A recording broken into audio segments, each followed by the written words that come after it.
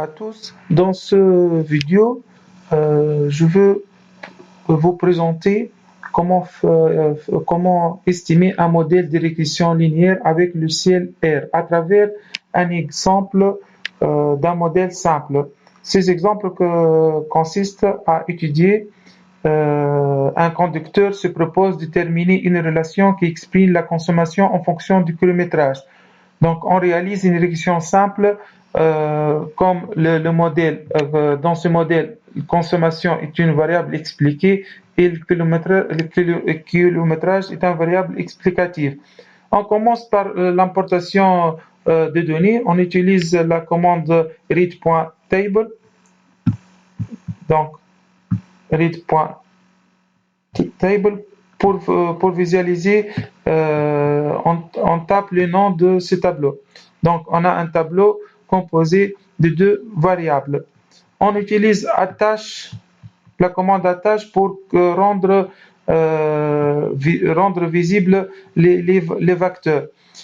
On utilise la commande lm qui permet de mettre en œuvre la régression. Donc, on écrit lm cs tilde km. La commande summary permet de stocker les régressions effectuées. Donc, lorsqu'on tape summary et régresse, elle donne le résultat. Donc, le paramètre A est égal à 0,069, B est égal à 0,65. Residual standard error, donc le R au carré est égal à 0,99, donc il est très proche de 1. Donc, le modèle est un bon ajustement. Donc, la droite de régression obtenue est de la forme CS est égal à 0,75 plus 0,67 km. Donc, une augmentation de vitesse d'un kilomètre induit une augmentation de la consommation de 0,067 litres. Pour visualiser le reste de résultats, on peut taper names_regs. Elle donne toutes les permet de donner le coefficient, le résidu, les modèles.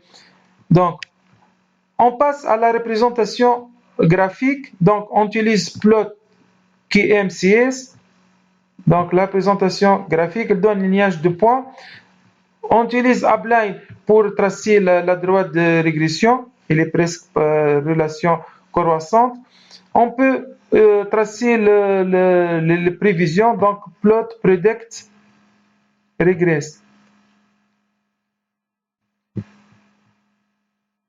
On peut récupérer les résidus grâce à la fonction résidual.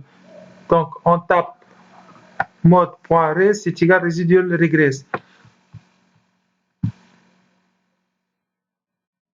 Donc, on a 10 résiduals. On peut tracer l'histogramme de ce résidu. Bon, elle donne l'allure non linéaire. On peut tester la normalité. Donc, on utilise la commande Shapiro.test.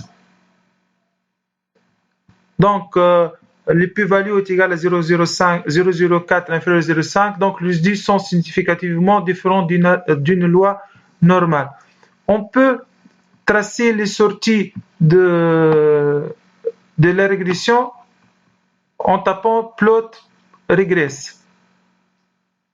Donc, elle donne le résidu en fonction l'estimé, le résidu en fonction de l'œuvre. On peut appliquer les tests de Durbin-Watson. Donc, il faut tout d'abord installer les packages LM test.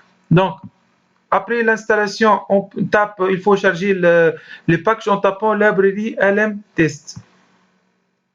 Donc, elle va donner. Donc, la commande de test Durbin-Watson DW test regs. Donc, elle donne un p-value 0,07 supérieur à 0,5. Donc, il y a une corrélation négative. On peut appliquer aussi le test de Colford-Kant en utilisant la commande GQ-test. De même, elle donne l'hypothèse qu'il y a une autocorrélation positive. Donc, on peut utiliser la méthode de Cochran-Orkut. Il faut tout d'abord installer le package Orkut. Après l'installation, on charge ce package, il s'appelle en tapant library Orkut. Donc, on utilise la commande Cochran-Orkut et en tapant les modèles Rex. Donc, on rien.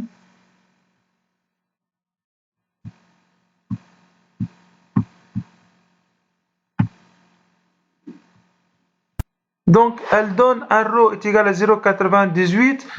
0,98. Donc, le modèle, comme il y a autocorrélation, il va le corriger. Merci pour votre attention. À la prochaine vidéo.